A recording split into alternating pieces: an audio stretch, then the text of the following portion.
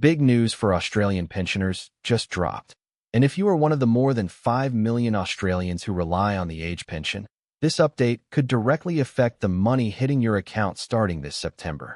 The government has confirmed a fresh round of payment increases, and depending on your situation, you could see your fortnightly payment jump by tens of dollars, your asset limits shift, and your eligibility rules change in ways that might finally bring you into the pension system if you were previously just missing out.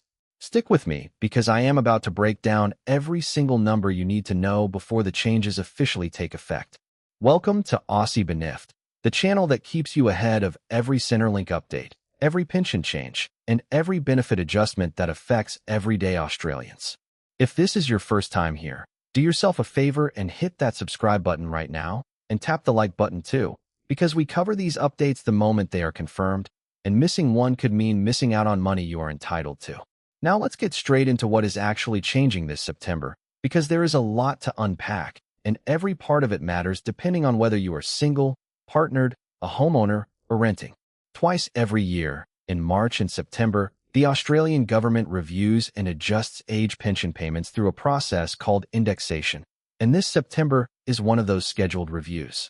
The maximum rate for the age pension is set to rise by $36.80 per fortnight, bringing the new single rate to $1,237.70 a fortnight, while couples will see a combined increase of $55.60, pushing their payment up to $1,866 a fortnight. That is not a small adjustment. Over a full year, that increase adds up to hundreds of extra dollars for pensioners who are already stretching every payment to cover rent, groceries, electricity, and medical costs.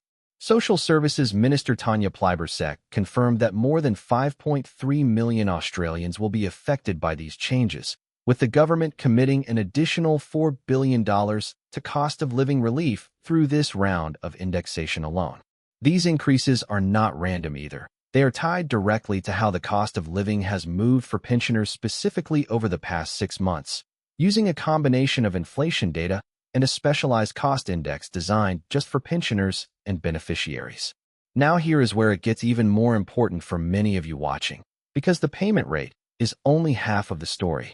The government also reviews the income and asset thresholds that determine who actually qualifies for a full or part pension, and these limits are shifting too.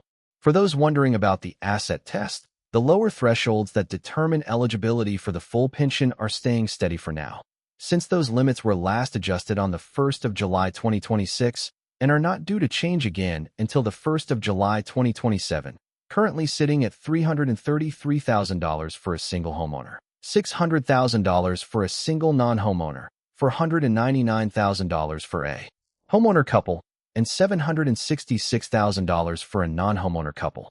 But the upper limits, the ones that determine whether you can still receive a part pension even with more assets, are the figures actually increasing this September, meaning some retirees who were previously just above the cutoff and receiving nothing at all could suddenly find themselves eligible for a part pension for the very first time.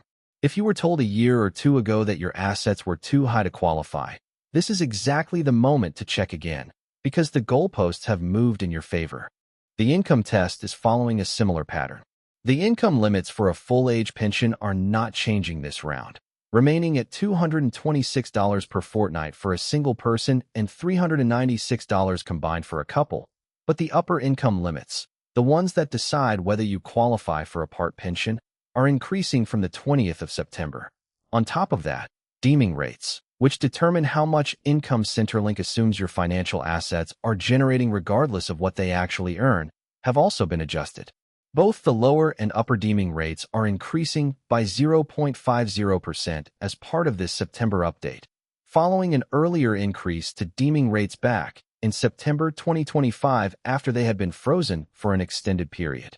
This might sound like a technical detail, but for pensioners with savings, shares, or superannuation, deeming rates directly affect how much of your pension you actually receive, so even a small percentage shift can change your fortnightly payment.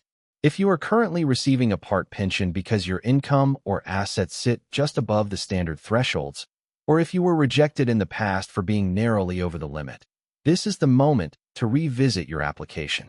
The rules move twice a year, and thousands of Australians who assume they are permanently ineligible are often surprised to discover that a threshold shift brings them back into range. Centrelink will not automatically flag this for you in most cases, so the responsibility falls on you to check your entitlements after the 20th of September once the official figures are locked in.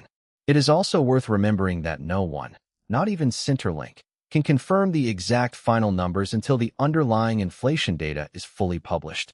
So while these figures represent the most reliable numbers available right now, always confirm your specific entitlement directly through Centrelink once the update officially rolls out. So to summarize everything for you, single pensioners are looking at a new maximum rate of $1,237.70 a fortnight. Couples combined are moving up to $1,866 a fortnight. Asset thresholds for the part pension are expanding to let more people qualify. Income thresholds for the part pension are also rising, and deeming rates are ticking upward as well.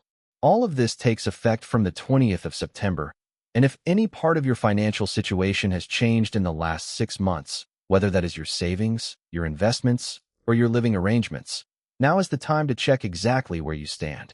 If this update helped clear things up for you, do not scroll away without hitting that like button, and if you have not subscribed to Aussie Benift yet, now is the perfect time, because we will be back the moment the official confirmed figures are locked in, along with practical breakdowns on exactly how much extra you personally could be entitled to.